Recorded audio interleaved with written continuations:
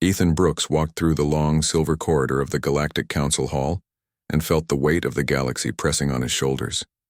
He was not a soldier or a spy. He was a diplomat from Earth chosen to speak for his people because he believed in peace and reason, and he had always believed that words could bridge any divide. But now, as he reached the tall crystal doors guarded by alien sentinels, he wondered if peace had already died before he could even begin. The air was cold and heavy, and the walls shimmered with pale light from thousands of floating crystals that pulsed softly with the rhythm of the great hall beyond. When the doors opened, Ethan stepped inside and saw the chamber filled with alien faces from worlds. He had only read about there were beings of metal and stone with eyes that glowed like fire, and others that shimmered like glass and smoke, and in the highest seat sat the Grand Chancellor Varan of the Ixtari, his long arms folded like a vulture, waiting for the kill. Ethan kept walking until he stood in the center where the light focused on him like a spotlight. He could feel the eyes of every species in the room, and the silence felt sharp enough to cut his breath. The voice of the Chancellor echoed through the air. It was deep and full of scorn. He spoke in the trade tongue so that all could understand. He said the human race had broken the laws of the Council. They had built weapons beyond the allowed limit. They had colonized worlds. Without permission, they had refused to pay the energy tithe to the Council. He said that humanity was a dangerous species that would destroy balance, and he said that the Council had decided to put an end to human arrogance. Ethan raised his voice and said that none of that was true. He said that Earth had only tried to survive in a cold and empty galaxy, and that humans had never attacked anyone unprovoked. He said that humans only wanted respect and fairness, but as he spoke, he saw that the faces around him did not change. There was no curiosity or pity. There was only cold satisfaction. The Chancellor raised one long finger, and the guards stepped closer. They were tall creatures with armor made of black crystal, and their eyes shone. With blue fire, they took Ethan by the arms and forced him to his knees. He tried to speak again, but the Chancellor's voice drowned his words. He said the Council found him guilty of defiance against the law of the galaxy, and that his punishment would be carried out publicly so that no one would ever forget the price of human pride. Ethan looked up at the faces above him and saw nothing but silence. Some turned their heads away, but none spoke for him.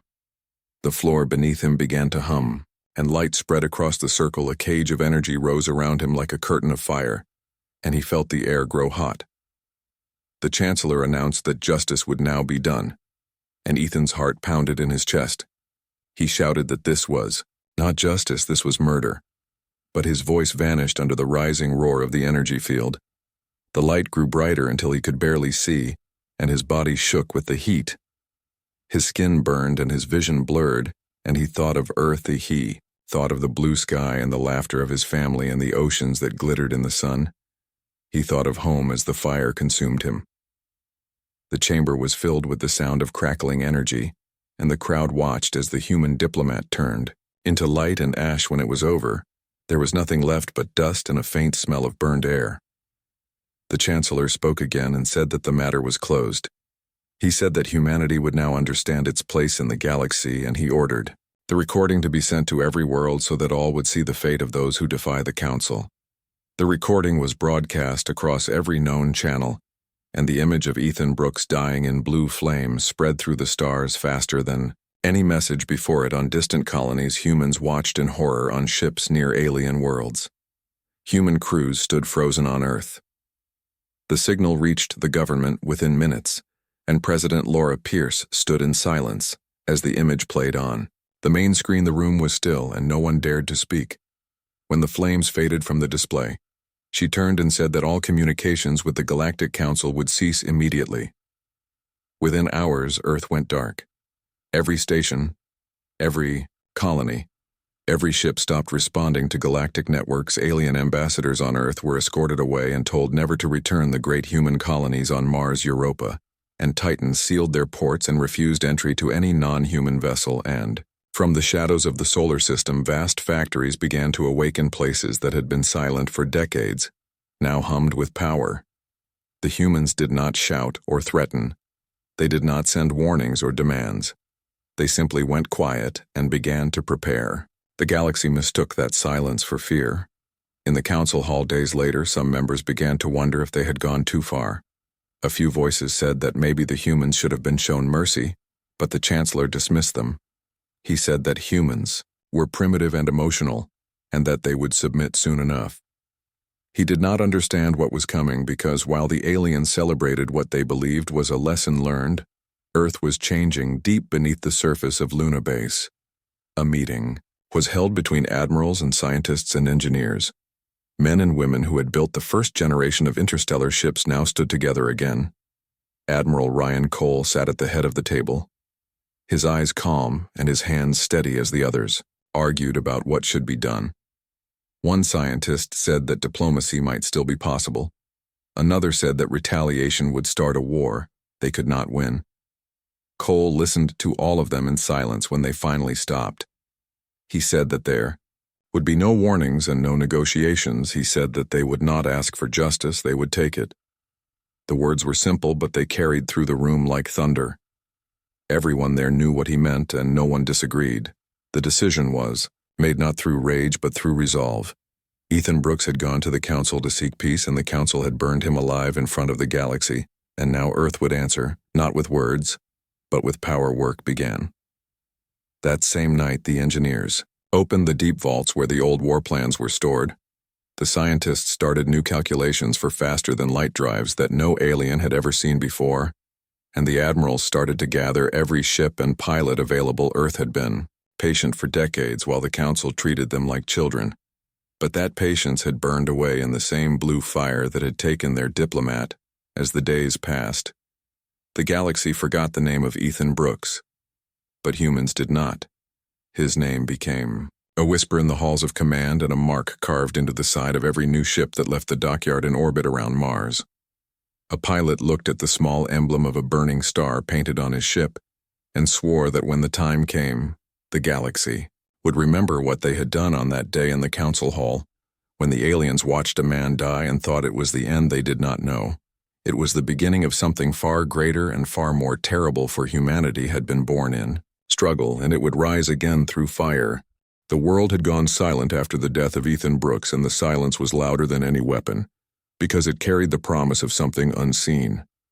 The stars that once buzzed with human chatter were empty. Now the alien traders who came to Earth found closed ports and quiet cities where guards turned them away with polite but cold words. President Laura Pierce spent sleepless nights in the command center beneath Washington, where maps of the solar system glowed on the walls and every light that blinked represented a ship moving under secret orders. She had been a woman of peace her whole life, but the day she watched Ethan burn on the screen, she stopped believing that peace was enough. She stood before the generals and scientists and engineers and said that they would not beg for forgiveness anymore. She said they would act in the dark shipyards of Luna. Metal groaned as workers built ships larger than any ever seen before. They worked without rest, guided by calm voices and steady hands. The engineers did not need speeches. They all knew why they were there on the far side of Mars. The red surface shook with the blast of launch engines as the first new fleet rose into orbit. Each ship was armed with weapons that had been banned for decades. Plasma lances, rail cannons, drone clouds that moved like swarms of insects, and every ship carried a mark of a small blue star, the symbol of the man who had died for peace. The soldiers did not shout when they trained. They spoke quietly and worked harder, because this war was not about glory. It was about respect. Admiral Ryan Cole walked among them, his face calm but his eyes sharp as steel. He had served in the old wars before humanity joined the council, and he had seen what fear could do to men. He told them that this war was not revenge but balance. He said they would strike only when ready, and not a moment sooner he told them that when they moved, the galaxy would feel the weight of every life lost, and every lie told by the council. Deep beneath the lunar surface, machines hummed and reactors roared. The production lines filled with drones and weapons and armor, while scientists in white suits worked day and night on the new engines that could bend space faster than light itself. They called it the Leap Drive, a human invention that no alien could understand. On Earth, people tried to live normal lives, but they all knew something was coming. The schools still opened, the streets still filled with cars. But in the night, the skies above glowed faintly with the lights of ships lifting silently from hidden bases. Every country on Earth had set aside its borders. The nations that once argued now shared one flag. The flag of humanity it was, not politics anymore. It was survival. Every man and woman who could build or fix or code or fly was now part of something far greater. And though no one said it out loud, they all carried the same thought that one day the galaxy would pay for Ethan Brooks. The aliens watching from afar were puzzled. They sent envoys and signals, but none were answered. The council debated what to do.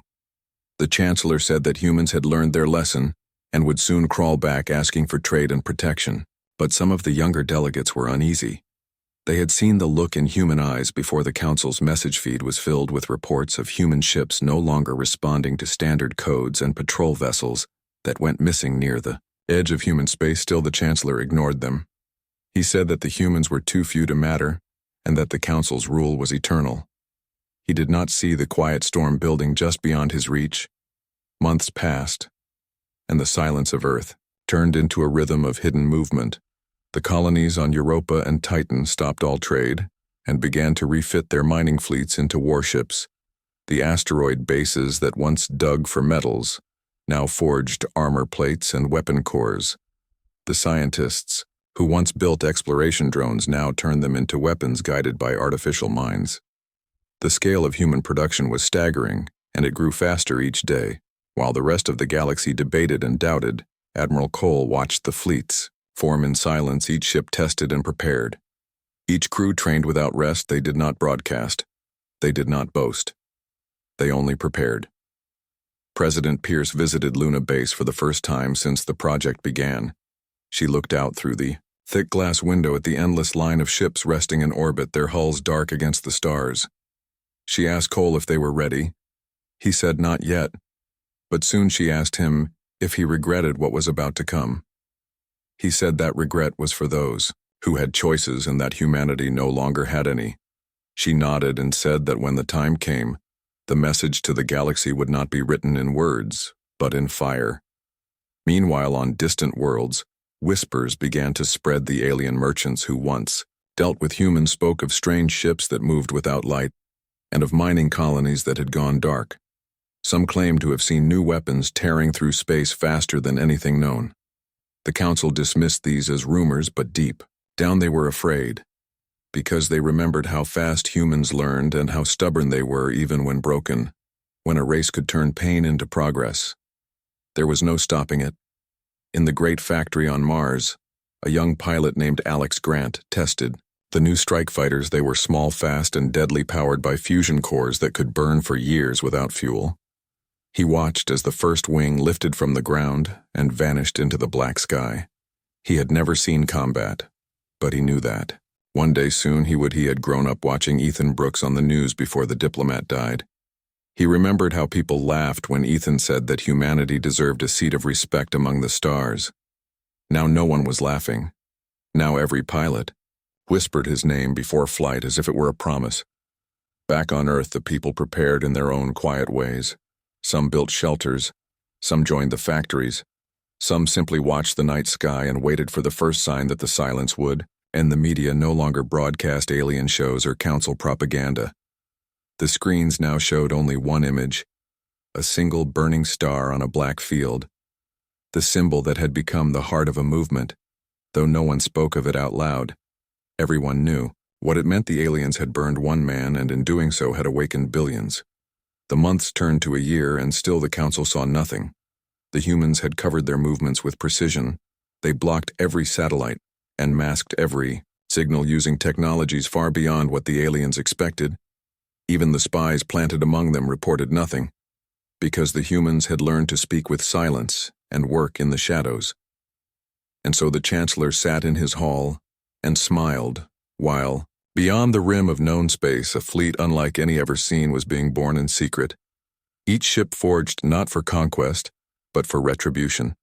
Each one bearing the same symbol of a burning star, the same vow that echoed in every heart. Never again. On the day the first fleet completed its test, the engineers stood in silence as the ships drifted into alignment. Their engines glowed with soft blue light, and Admiral Cole gave the order to engage the leap drive. The stars outside twisted and folded, and for a brief moment the ships vanished from all sensors. They had done the impossible. They had moved faster than any ship in history when they reappeared. Minutes later, the crew cheered quietly, because they knew what this meant.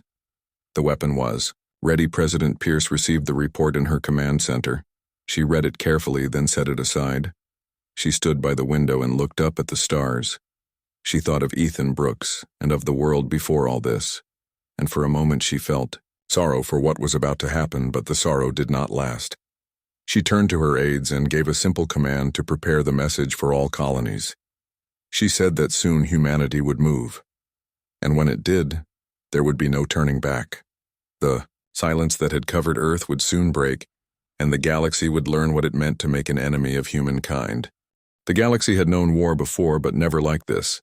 The first signs came quietly as reports of missing fleets near the outer colonies. The Council believed it was pirates or malfunctions, but then entire systems went dark without warning, and the truth began to spread. Human ships had returned. The fleets that vanished from Sol space months ago were now striking deep into Council territory with precision and speed. No one thought possible. The humans did not issue demands. They did not speak. To the media, they appeared in orbit over Council worlds and ended defenses in minutes. Then they were gone before reinforcements could arrive. Admiral Ryan Cole watched from the bridge of his flagship as another alien station burned in the distance. He stood silent, his hands folded behind his back. The crew moved like shadows around him, each one focused and calm. There was no joy in their faces, only purpose. The station had been one of the Council's largest supply hubs. It fed 10 nearby worlds. Now those worlds would starve. He gave no speeches. He simply gave the order to move to the next target. The human fleet struck with mathematical precision. Every attack planned months in advance. They avoided civilian populations whenever possible, but any military installation bearing the Council crest was destroyed without hesitation.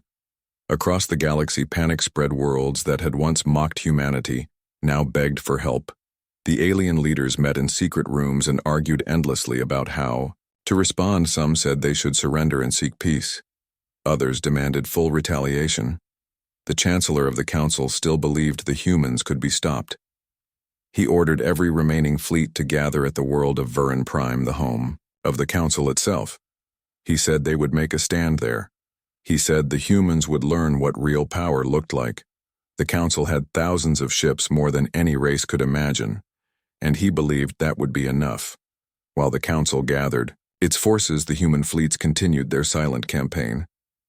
Admiral Cole received word from President Laura Pierce that the time had come for the final phase of the war.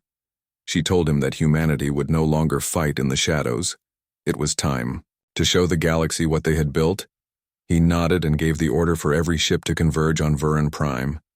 The fleets moved like a storm across the stars.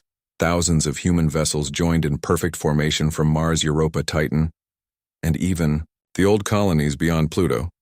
Each one marked with the same burning star, the same promise made.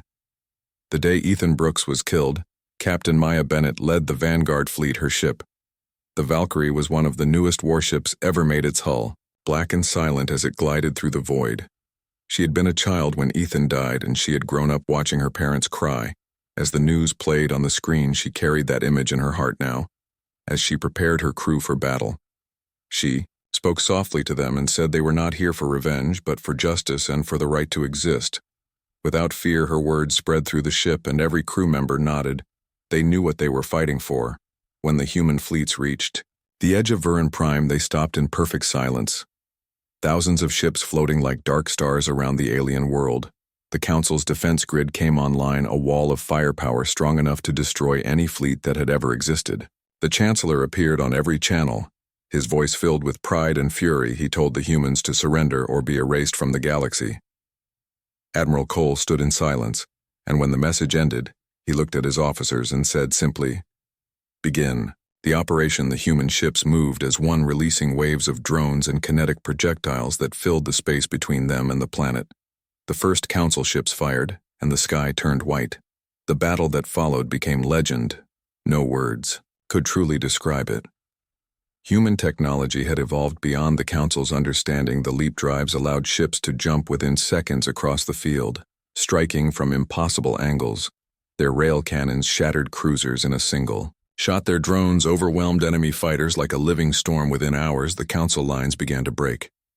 Admiral Cole remained calm, giving short, clear orders, every move precise, while Captain Bennett's fleet struck directly at the main defense grid.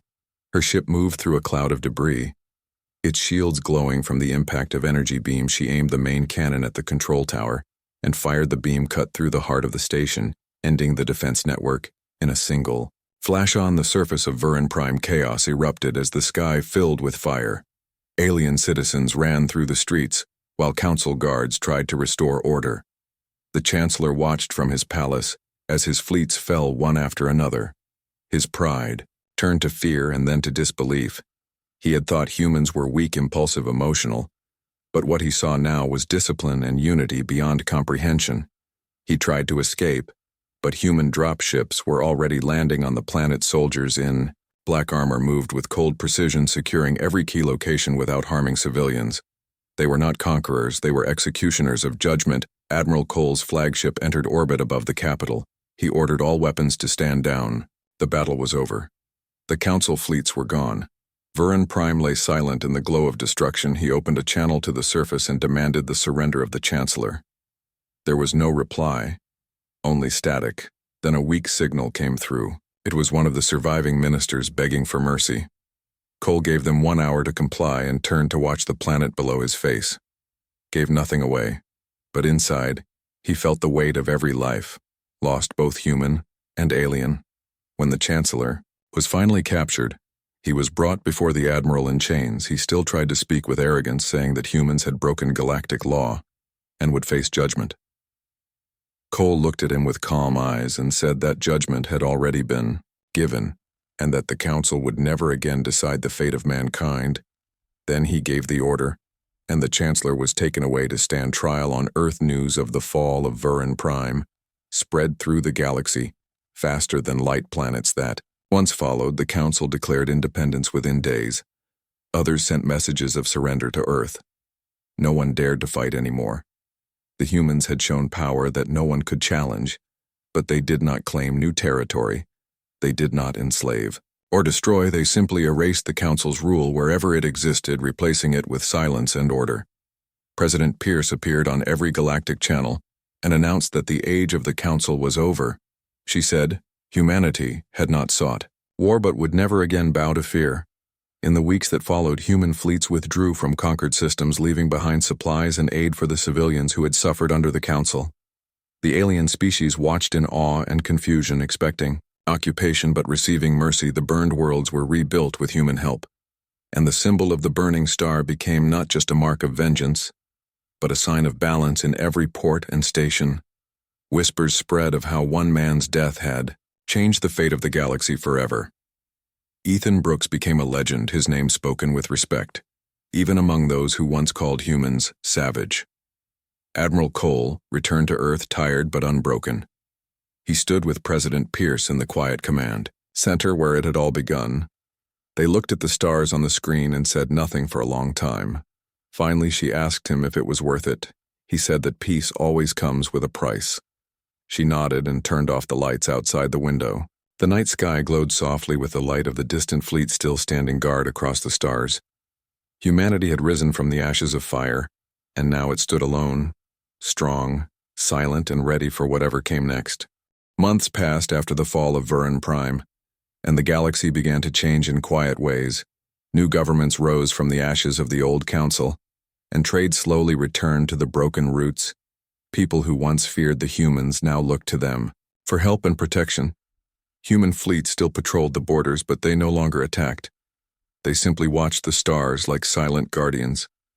Admiral Ryan Cole had returned to Earth, but his mind never rested. He walked through the halls of the rebuilt command center every day, reading reports from distant colonies. His officers spoke of calm systems of trade, resuming, of peace taking shape. But he could not forget the faces of the soldiers who had fallen, or the silence that followed. Every victory, he knew that power was dangerous even in good hands. On the other side of the galaxy, Captain Maya Bennett was assigned to lead a peace fleet. Her mission was to bring aid and rebuild the destroyed worlds. She had seen the worst of war, and she wanted to see life grow again. Her ship, the Valkyrie, now carried food instead of weapons and engineers instead of soldiers. She landed on alien worlds that had once cursed humanity and now welcomed them with open arms. The people looked at her and her crew with cautious eyes, but when they saw the supplies and medicine, their fear slowly turned to trust. She spoke to them in calm words, saying that humanity wanted no empire, only balance and peace. And in those moments she felt something she had not felt in years: hope on Vuran Prime. The once shining capital of the Council lay in ruins, but humans and aliens worked side by side to rebuild it. The great towers were rising again, though this time they carried the symbols of all races. Together, not just one. The trial of the Council Chancellor was broadcast across the galaxy. Billions watched as he was brought before the human court on Earth. His crimes read aloud for all to hear. The burning of Ethan Brooks. The years of oppression. The countless lies that led to war. He stood proud at first, then slowly broke under the weight of truth. He was sentenced not to death, but to life in exile on a barren moon where no one would follow. His name was erased from the records, and the galaxy moved on. President Laura Pierce gave a speech soon after, saying that humanity would lead, not through fear, but through example. She said the galaxy needed time to heal, and that humans would help every world stand again. She created the Galactic Reconstruction Council, a new group made up of humans and aliens together. Its goal was not power, but peace. Admiral Cole was named as one of its first commanders. Though he tried to refuse, he finally agreed when Maya told him that true warriors know when to put down their weapons and build. Instead, he smiled for the first time in months and accepted his new duty. Years passed and the scars of war began to fade. Human cities grew brighter, and alien ships became a common sight in Earth's orbit. Children on both sides learned the history of the war, but they also learned what came after. They were taught the name Ethan Brooks, not as a story of revenge, but as one of courage and truth.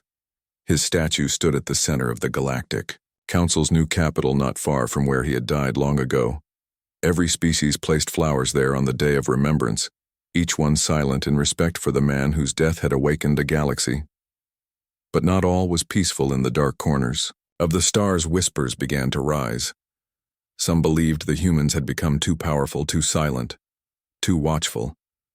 A group of old council generals who had escaped capture began to form a secret alliance. They moved between systems, gathering ships and followers, promising to restore what was lost. They called themselves the Dominion, and though small at first, they were clever. They used stolen technology and fear to control others.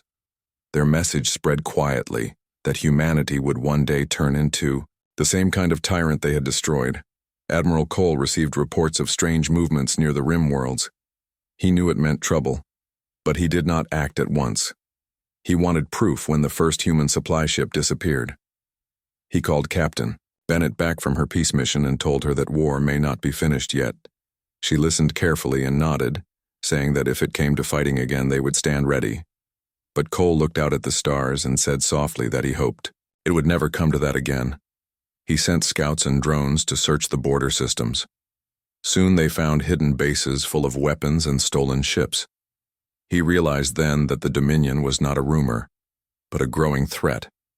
The galaxy, once again, stood at a crossroad. The aliens who had just begun to trust humanity now feared another wave of war. President Pierce gathered the leaders of every major world in a meeting on Earth. She spoke clearly, saying that humans would not strike first, but would defend if attacked. She offered the new worlds a choice to join in a defense alliance not under human command, but shared equally among all the races. The offer surprised them all. It was something the old council would never have done. After long talks, they agreed, and the Galactic Defense Accord was signed, marking the first true unity among the stars. Captain Bennett was chosen to lead the first combined defense fleet. Her crew now included aliens and humans working together. She smiled when she saw them training side by side, their laughter filling the hangars. It was a small sound, but it meant everything. She remembered the fire and death of years past, and now she saw what peace could be. She promised herself that she would protect it, no matter the cost. Admiral Cole watched her leave from the command deck, and for the first time he felt a calm he had not known since the beginning. He turned to his officers and said, "The war made us strong, but peace will make us wiser." As the New fleet began its patrols. The galaxy slowly moved forward. The Dominion remained hidden in the shadows, planning and waiting. But they could not match the unity now rising among the stars on Earth. The statue of Ethan Brooks shone under the morning, light a symbol not of war, but of what comes after near the monument. A small child placed a flower and looked up at the sky, asking his father who the man was. The father smiled and said, "He was someone who taught us to stand tall and never kneel." Again the child nodded and looked at the stars, dreaming of what lay beyond. Admiral Cole spent his last years teaching at the academy, telling young cadets that strength is nothing without mercy. He spoke softly about the cost of victory and the weight of command, and they listened with respect. Captain Bennett continued her work exploring distant systems and helping new colonies grow. She became a legend among both humans and aliens, known as the captain who brought light after war. President Pierce retired after 2 decades of service, leaving behind a legacy of balance under her rule. The galaxy had changed forever. When Cole passed away, his ashes were released into space, carried by the same fleet he once led. The ships flew in silence. Through the stars, their engines glowing faintly, a single message was sent to every world. The Admiral has gone home. It was said that his spirit joined the stars, watching over them all. And on the day of his passing, thousands of ships dimmed their lights in tribute. Even the alien worlds that once feared humans stood in silence. Years later, when the Dominion finally tried to rise, it found a galaxy united and ready. It never had a chance. Humanity had not conquered the stars, but had become part of them, and their fire no longer burned for revenge, but for peace that lasted generations. And though time moved on and new wars came, the memory of that first spark, the death of a diplomat, and the fury it awoke never faded, because it reminded all beings that even in the coldest galaxy there is always a point where enough is enough. And when that point comes, humanity will stand again, not as destroyers but as guardians of the stars. The human fleets moved deeper into alien space like a storm that could not be stopped. Their ships cut through the stars with fire and steel, and every world that had once cheered for the death of Ethan Brooks now feared the echo of his name. Admiral Ryan Cole led the main fleet, his face calm but his heart burning with anger and loss. Beside him, Captain Maya Bennett watched the stars from her command chair and wondered how far they would go before the galaxy had nothing left to burn. Every battle came with heavy cost, but the humans never stopped. They fought with the rage of a species that had been humiliated and betrayed, and every soldier carried the same memory of the man who had been burned alive before the eyes of the galaxy. The first target of their vengeance was the Council stronghold on Valor Prime. It had been the meeting place for the generals who ordered the execution of Ethan Brooks. Now it was a world of fear. The aliens had fortified the planet with defense rings and ion cannons. But when the human fleet arrived, the sky itself seemed to fall apart. The human ships released their drones, which swarmed across the void like a metallic storm, cutting through defenses with cold precision. Maya led the strike from her ship, the Valkyrie, while Admiral Cole commanded the assault from the dreadnought Iron Star. The battle lasted for 12 hours. The ground shook and the oceans boiled. But when it was over, the Council base was nothing but glass. Cole stood on the bridge watching the fires burn below. He said softly that this is what they made us, and no one replied. The silence was heavy, even among the hardened soldiers, because they all knew that something inside them was changing. War had become more than justice. It had become survival and revenge mixed into one. They moved from one world to another, breaking fleets that dared to stand against them. The aliens called them the burning humans because wherever they went, the sky burned red. But not every alien world fought. Some tried to surrender, sending out signals of peace. Admiral Cole received one such message from a planet called Dravon 4. It was home to a peaceful species that had never taken part in the Council's crimes. The message came from their leader, a woman named Sella, who begged for mercy, saying her people had no weapons and no part in the trial of the diplomat. Cole listened carefully, and after a long pause, he told his fleet to hold fire. Captain Bennett was relieved. She had grown tired of endless destruction. She offered to lead a small team to the surface to confirm the surrender. When Maya landed on Draven 4, she saw a planet covered in forests and rivers and small villages. The people came out quietly, their faces full of fear, but they did not run. She spoke to Sela, who stood before her with calm eyes, and said that not all aliens had hated humans, and that some had even tried to stop the Council from killing Ethan Brooks. Maya felt something shift inside. For the first time she saw that not everyone deserved to pay for what a few had done. She sent her report to Cole, and he decided to spare the world. It was the first act of mercy in a war that had seen only fire news of the mercy on Draven 4. Spread across the stars, some aliens began to surrender. While others grew more desperate, the Council still held several fortress worlds, and its chancellor had gone into hiding their propaganda, called humanity a plague. But even among the Council ranks there was fear and doubt. Admiral Cole began to plan the next phase of the war. He knew that the end was coming, but he wanted to make sure it would be final. He ordered the construction of the Titan Lance, a massive weapon that could destroy an entire planet if needed. The scientists protested, but the orders came from the highest command. Humanity would never again be vulnerable. Meanwhile on Earth, the people watched the war through broadcasts. They cheered every victory, but some began to worry about how far their leaders would go. President Laura Pierce addressed the world, saying that humanity was fighting for justice, not domination, but her voice trembled slightly, because she too could see that the line between justice and vengeance was fading every week. New fleets were built and new soldiers trained. The war machine of Earth was unstoppable. Now the once peaceful race had become the most feared force in the galaxy. On the front lines, Captain Bennett saw how the enemy began to break. Alien ships surrendered without firing a shot, their crews begging for mercy. Sometimes her soldiers showed kindness, but other times rage took control, and they destroyed everything. Even when it was not needed, she tried to stop them, but the anger ran too deep one night.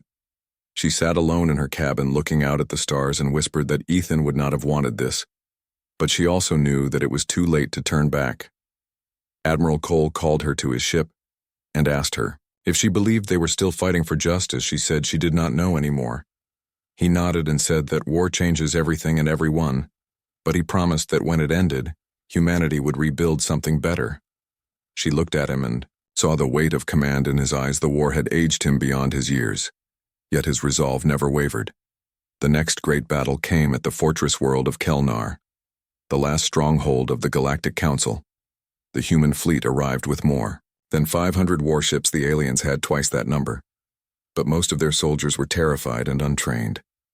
The battle began with a wall of fire, and metal missiles streaked across space and ships shattered like glass. The sky turned into a storm of burning debris. Maya's ship was hit and nearly destroyed, but she refused to retreat.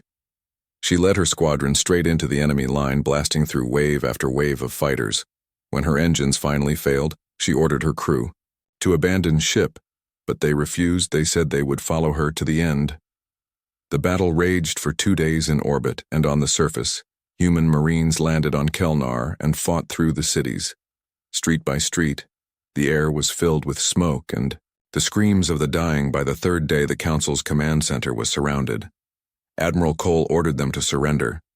The Chancellor's voice came through the comms, saying that humanity had become the very monster it swore to destroy. Cole replied that humanity only became what the Council had created, and then gave the order to fire the Titan Lance. A beam of white light descended from orbit, and in one moment the fortress world vanished, turned into molten glass.